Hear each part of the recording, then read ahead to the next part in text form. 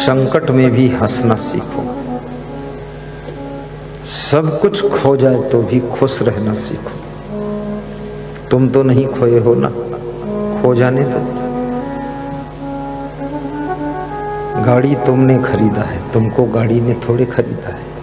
गाड़ी चोरी में चली गई, चिंता मत करो, अभी खरीदने वाला बचा है, दूसरी गाड़ी खरीदेगा। चोरों को भी जीने दो, अपना परसेंटेज वो ले गए।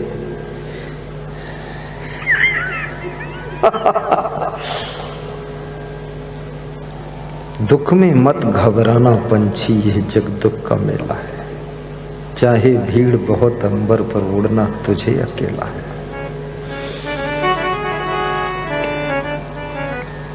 कबीर साहब कहते हैं,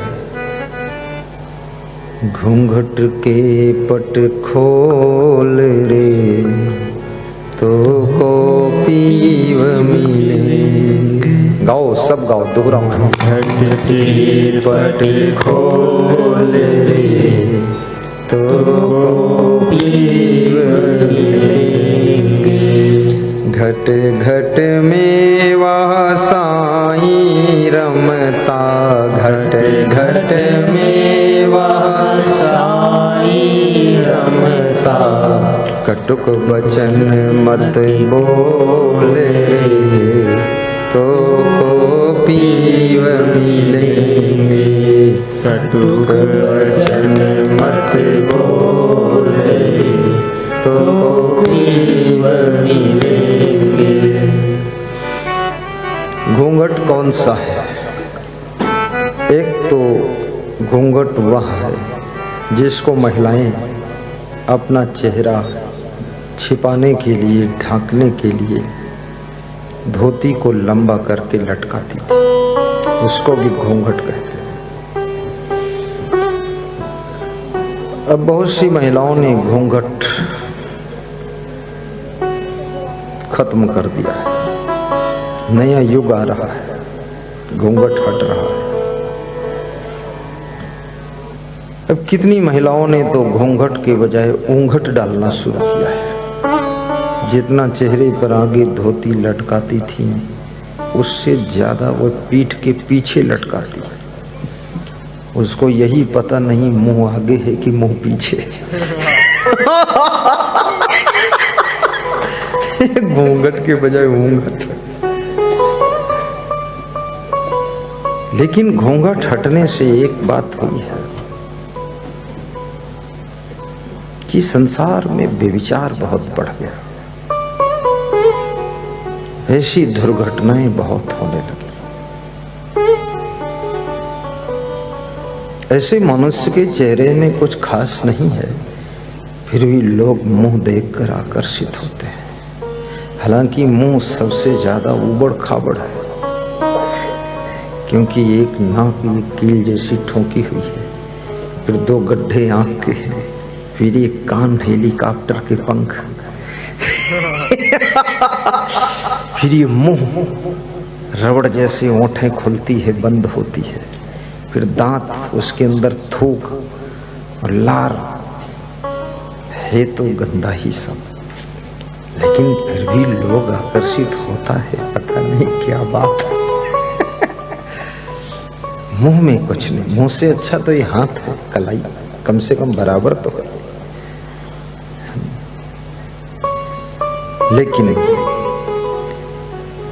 दो चीजें बहुत जगत के अंदर मनुष्य को आकर्षित करती है, एक सुंदर रूप और दूसरा रुपया।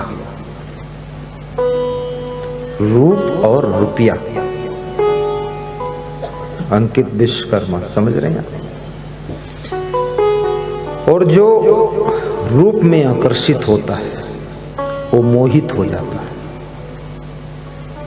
फिर वो पागल हो जाएगा, दीवाना हो जाएगा, मजनू, लैला मजनू हो जाएगा। और जो रुपया में आकर्षित होता है वो फिर लोभित हो जाता है, उसको लालच आ जाता है, पुरुष के लिए कुछ भी कर सकता है। और जो रूप को देखकर मोहित न हो और रुपया को देखकर लोभित न हो, तो समझ लेना ये भगवत गुण उसमें आ गया है, भगवत गुण आ गया। जो किसी के सौंदर्य में आकर्षित ना हो और किसी के नोटों की गड्डी में जिसका मन विचलित ना हो,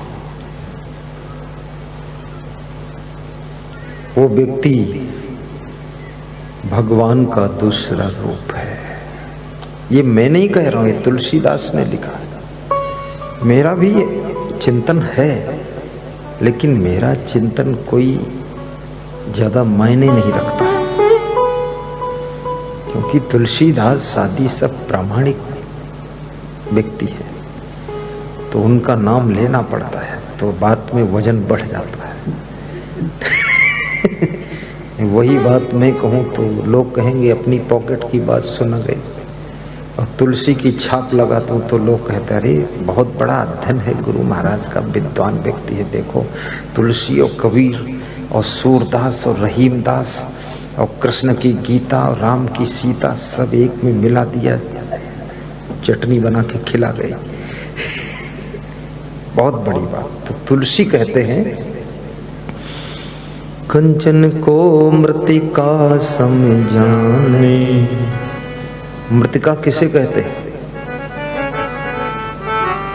मृतिका माने,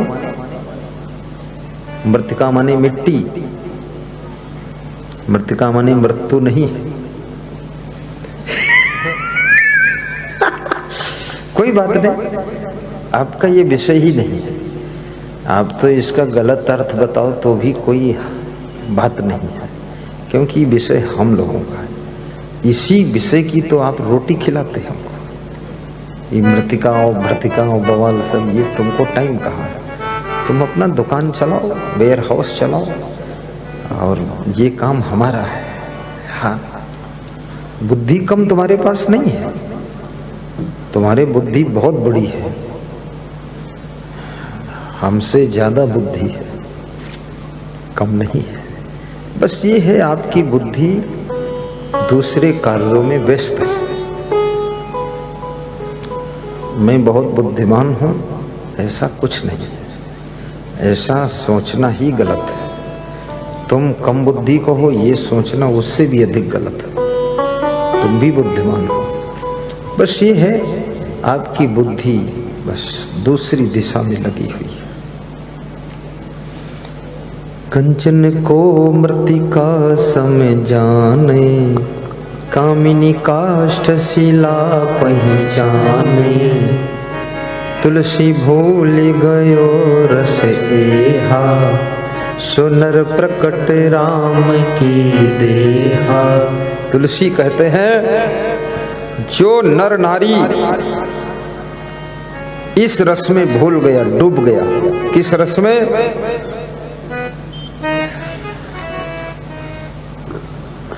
तीनों पत्रकार हैं आए, मोबाइल हैं ठीक लगाए, मंद मंद वही हैं मुस्काए, फोटो खींच के तुरंत ही जाए। थोड़ा बैठ सत्संग सुन लेऊ, जीवन धन्य तुम अपन बनेऊ। बैठो, जमो, हटना मत। वाइफ पूछे कहाँ कहाँ फोटो खींचा, प्रवचन सुना देना आज थोड़ा उसका, चुप्पे से निकलना मत। तीनों बैठ जाओ, चाहे चौपट सब हो जाए।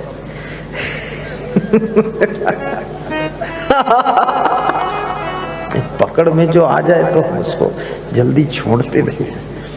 और राजगढ़ बोड़ा के सत्संग में विधायक पकड़ में आ गया, 3 घंटे छोड़ा नहीं, तो बोला पहला महात्मा है जो मैं भी रगड़ गया उसके बैठे रहो। वहां भी एक विधायक पकड़ में आ गया था, फिर उसको भी 1.5 घंटे पकड़े रहा मैं, निशाना लगाए रहता हूँ, छोड़ता नहीं। ये तो आज चला गया और नगर पालिका अध्यक्ष, चूक गए हम। पत्रकार जी को भी सुनना जरूरी है, सुनो, फिर उसमें से रस निकालो फिर छापो, तो बहुत प्रभावशाली वचन होंगे साई बंदे। कंचन को मृतिका सम जाने। जब राम से विभीषण ने कहा प्रभु मेरी लंका में चरण रखिए आप, चलिए प्रभु राजगद्दी सिंहासन पर विराजित होकर पवित्र कीजिए। राम ने मुस्कुरा कर कहा था कि मेरे पिताजी ने मुझे वनवास दिया था, मुझे किसी के राज्य में राजमहल में रहने का कोई पिता का आदेश नहीं, मैं नहीं जाऊंगा।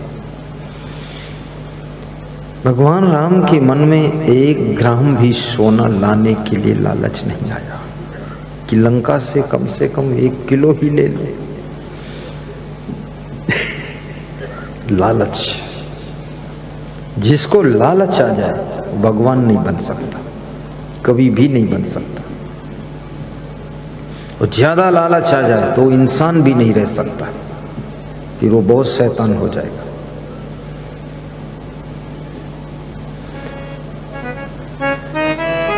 विभीषण ने बहुत सी वस्तुएं भेंट में रखा, गिफ्ट दिया राम को। चलते समय राम ने सब वितरण कर दिया, अपने साथियों से कहा जिसको जरूरत हो ले लो, बाकी सब लंका वासियों को बांट दो, वितरण करो।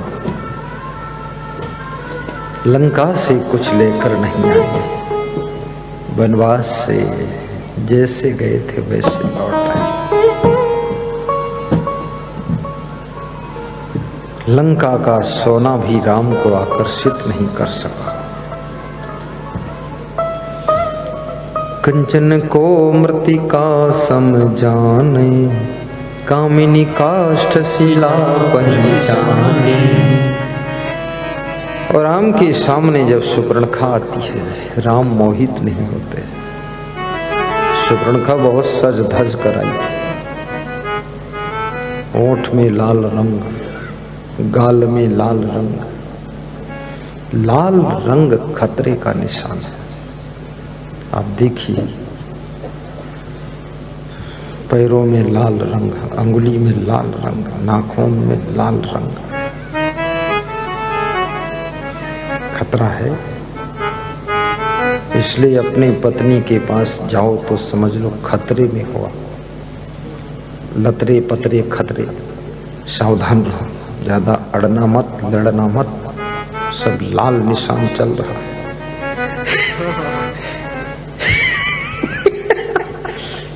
होठों में रंग, गाल में रंग, बाल में रंग, नाखून में रंग, पांव में रंग, अंगुली में रंग, रंग में रंग, रंगम रंग। और घर में छिड़ी जंग, सब लोग तंग। हाँ, ऐसा है। एक पत्रकार दूसरे पत्रकार की ओर गर्दन हिलाता है। यार मजेदार महात्मा। उसको ज्यादा मजा आ गया तो उसको इशारा दे रहा है। यही बात है। नहीं तो मैं तो रटा रटा कुछ सुनाता ही नहीं, सब सोच के सुन। माताओं बहनों का भी आदर करो। राम ने सुपर्णखा का आदर किया है, छुआ नहीं है, टच नहीं किया है। नारी की मर्यादा का पालन करो। और जो व्यक्ति नारी का सम्मान करता है, उस व्यक्ति, याद रखना, उसका सम्मान भगवान भी करता है। भगवान भी करता है। जिस समय जटायु रावण के द्वारा घायल हो चुका है, तड़फ रहा है, खून बह रहा है, राम सीता की खोज करते करते जटायु के पास पहुंचते हैं। राम जटायु को गोद में लेकर के रोने लग जाते हैं। ये पंछी ऐसा पंछी है जिसके लिए भगवान रो रहा है, लेकिन कृष्ण अवतार में जब भीष्म पितामह सरसैया पर पड़े हुए और भीष्म पितामह के आंसू आ रहे, तो भगवान कृष्ण वहां पास में खड़े होकर हंस रहे हैं। बात सोचना, भीष्म पितामह बाणों की सैया पर लेटे हुए हैं, बाण चुभे हुए हैं, दर्द हो रहा है, प्राण नहीं निकल रहे हैं, और कृष्ण भगवान पास में जाकर खड़े हैं और हंस रहे हैं। कृष्ण रो रहे हैं। इधर जटायु घायल है, भगवान राम जिसको अपनी गोद में लेकर के जटायु हंस रहा है, भगवान रो रहे हैं। ये क्या हो रहा है? भीष्म पितामह रो रहा है, कृष्ण भगवान हंस रहे हैं। यहाँ पर भगवान राम रो रहे हैं, जटायु हंस रहा है। राम ने जटायु से पूछा, तुम क्यों हंस रहे हो? बोले, मैं इसलिए हंस रहा हूं, मेरे जैसा सौभाग्यशाली कौन हो। भगवान की भार्या सीता की रक्षा करते करते घायल हुआ और भगवान की गोद में प्राणांत होने वाले, इससे अच्छी मृत्यु किसकी होगी? इसलिए मैं हंस रहा हूं कि मैं बड़ा सौभाग्यशाली हूं। तो जटायु ने पूछा, प्रभु तुम क्यों रो रहे, तुम्हें क्या प्रॉब्लम है? बोले, मैं इसलिए रो रहा हूं कि एक पंछी भी नारी की रक्षा के लिए प्राणों की आहुत दे देता है। इंसान को धिक्कार है जो नारी का अपमान करने के लिए कदम उठाता है। मैं इसलिए इस इंसान के ऊपर रो रहा हूं, धूर्त प्राणी। भगवान कृष्ण हंस रहे हैं, भीष्म पितामह रो रहे हैं। भीष्म पितामह ने पूछा, कृष्ण तुम क्यों हंस रहे हो? बोले, मैं इसलिए हंस रहा हूं कि तुम दुख भोग रहे हो, इसलिए मुझे हंसी आ रही है कि जिस समय द्रौपदी जैसी नारी का चीर हरण हो रहा था, तुम उसी सभा में बैठे थे। तुम बड़े थे, बुजुर्ग थे, पितामह थे, उस परिवार में सबसे बड़े तुम थे। तुम अगर खड़े हो जाते, रोक देते, तो इतना बड़ा अन्याय नहीं हो सकता। तुमने रोका नहीं और नारी का अपमान होता रहा, तुम देखते रहे। आज तुम दुख भोग रहे, तो हमको हंसी आ रही है कि ये आदमी अपने पाप का फल भोग रहा है, इसलिए मैं हंस रहा हूं। क्यों नहीं रोका तुमने?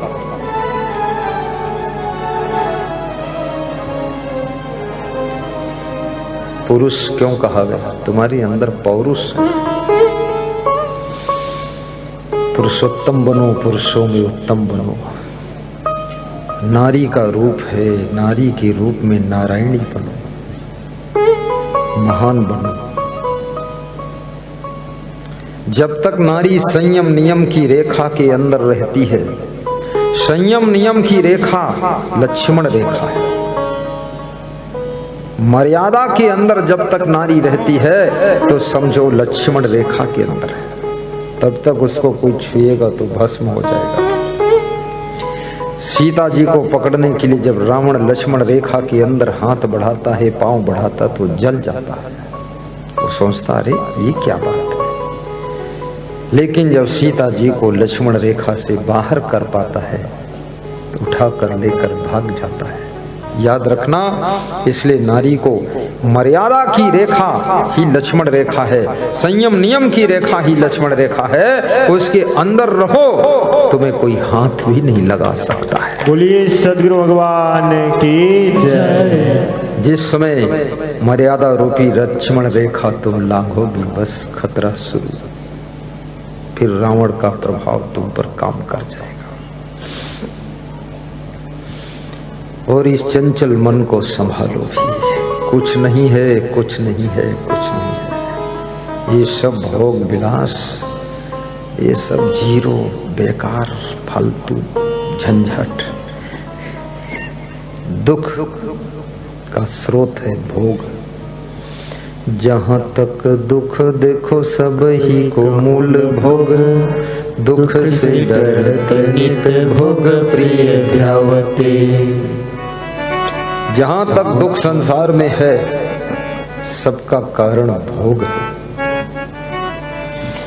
आज मैं सुबह सुबह चेरी चौकसे के साथ में प्रातः परिक्रमा गया। बच्चा बड़ा बुद्धिमान है। कृष्ण मंदिर भी गया।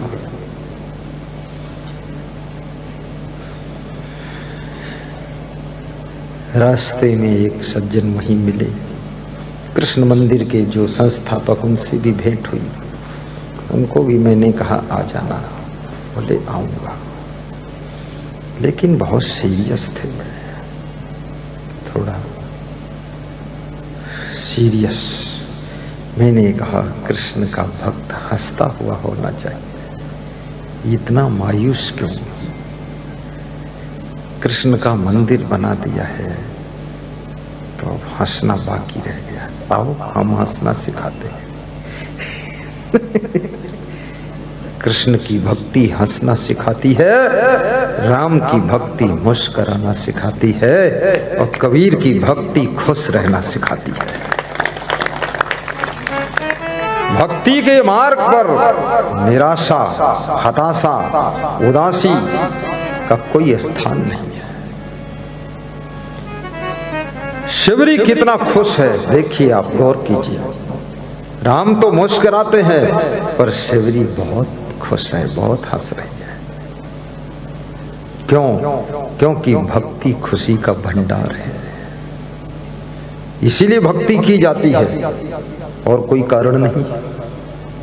दुनिया की सारी टेंशनों को खत्म करने की चाबी भक्ति में ही है, और भक्ति से ही सुख मिलता है, और विश्व में कहीं सुख नहीं मिलेगा। तुम चाहे 10 विवाह कर लो, चाहे 10,000 विवाह कर लो, चाहे 60,000 पुत्र तुम्हारे पैदा हो जाएं, राजा सगर बन जाओ, फिर भी सुख और शांति नहीं मिलेगी। सुख शांति जब पाओगे तो भक्ति के पथ पर जब कदम बढ़ाओगे तो सुख शांति के सागर में डूब जाओगे।